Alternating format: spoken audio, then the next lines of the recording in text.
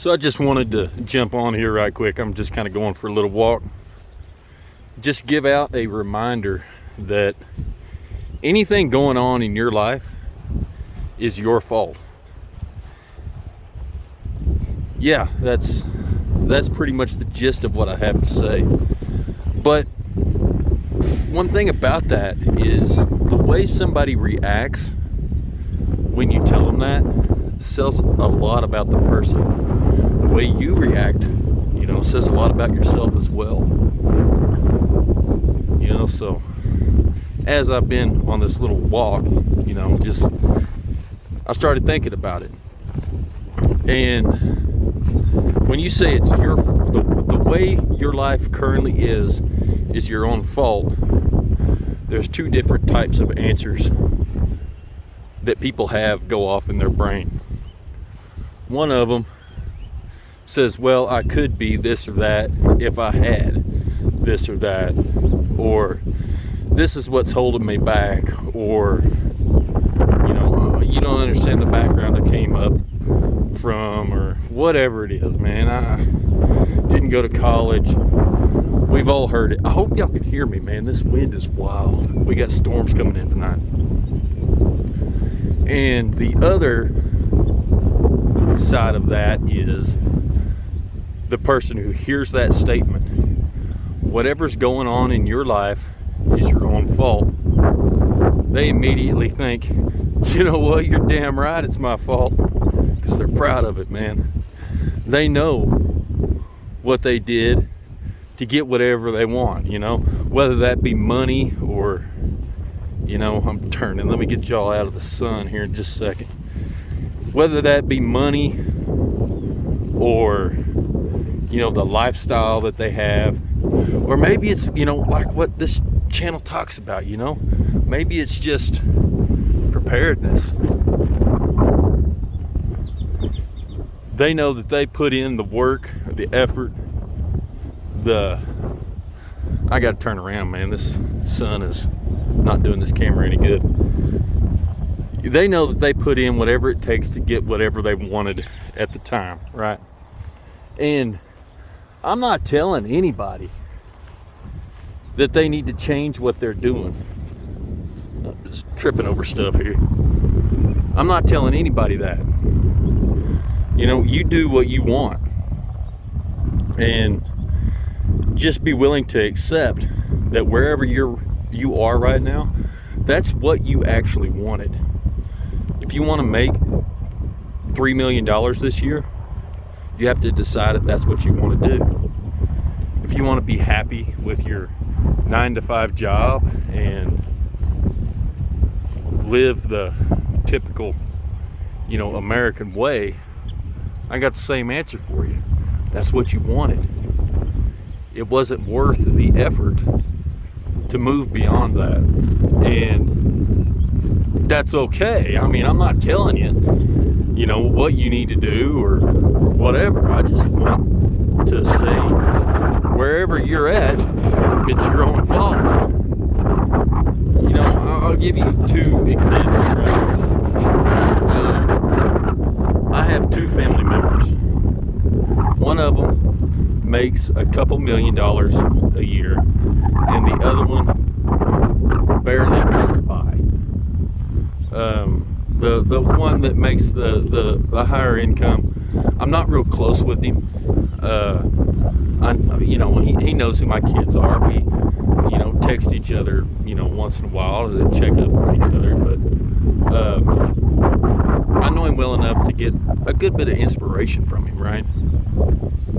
And the other one, well, I'm not real close with him either, because he's always blaming everybody for what else is going on in his life, and always trying to think somebody owes him something, and that's just not the kind of people that I associate with.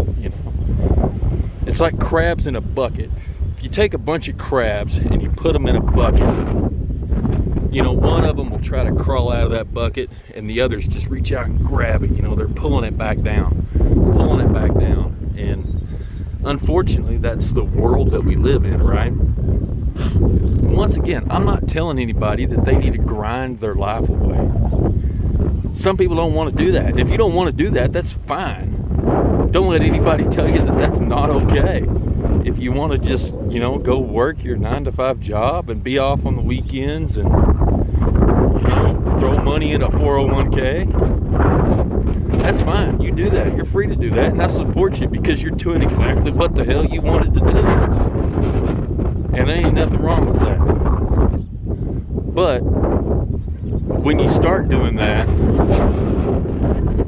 and then complaining about what you don't have, that's a little different, right? But anyway, you know, I kind of think y'all understand what I'm saying. Let me go back to my little story. You know, one of those uncles, he buys his clothes at Target, and the other family member, he won't have anything unless it's some status symbol clothing, right? Can't afford a brand new pickup, but that's what he's got. You can't afford a used pickup. You know, the other one, he can afford anything he wants, but you know what he drives? He drives a used truck. He doesn't care what you think about him. He has nothing to prove to anybody, right? The thing about it is, the one that shops at Target is the one that can actually afford the status symbol clothes. It's just he doesn't care enough about, you know, the common guy's opinion. Doesn't matter. He's got better things that are actually important to worry about. You know, one of them tends to, every time something goes wrong, he's thinking somebody owes him something. Let me try to get y'all out of the wind, man. He's always thinking somebody owes him something, right? And it's somebody else's fault every time something he doesn't like happens. And because of that, well, he just hadn't had anything good happen, right? The other one, the minute he fails at something, he doesn't even let it slow him down, man. He just, boom, pivots to the next thing, right? He has a good idea, and he immediately starts a business out of it. But what if the business fails? Well, he doesn't care. You know, he knows that some of them are going to fail. He has several businesses, and if one of them fails, he doesn't care because he's a human being that possesses the most powerful supercomputer in the world, which is the brain, which is going to give him another idea for the next business that he's going to start the very day after, maybe even an hour after the other one failed. Sorry, my pollen, man, my allergies are going crazy. So keep that in mind, you know. You have the ability to change anything in your life that you want to change. If you want to go make $1 million this year, you have the ability to do it. You have the time to do it. I do too. I haven't, because my priorities are in a different spot. It's because that's what I've chosen to do. And sometimes I think, man, it'd be nice, you know. We're looking at moving right now, you know. We need to get out of where we're at. They're starting to implement some rules in the area we live in, which is, I don't know, 10, 12 miles from, you know, the city proper. And that's just not something we want to deal with, so we've got to move. If y'all haven't noticed, it's a terrible time to be moving.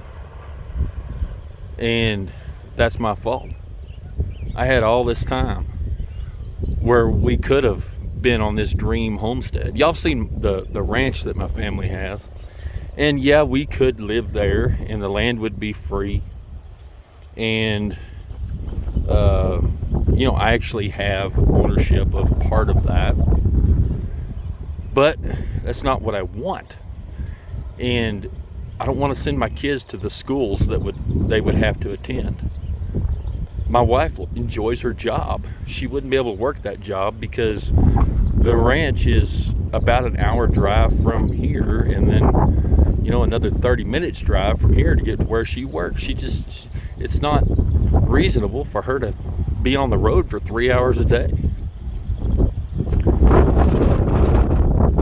But I have to remember, all that is my fault. I had the opportunity and I didn't do it until I had to, until my hand was pushed. And looking for a piece of property with a few acres in a house that my wife enjoys living in, man, it's expensive right now. Those interest rates are high dollar. I don't like debt. I don't like the idea of having to take a loan out for a house, but due to the decisions that I've made in my life, that's what I got to do. I haven't set back $250,000 cash, you know, and that's okay, you know. Not many people have. But anyway, I just wanted to talk to you guys about that. And like I said, I was out just kind of walking around and it came to my mind, and I don't know, I figured maybe you guys would listen. Well, anyway, until next time, you guys be safe, all right?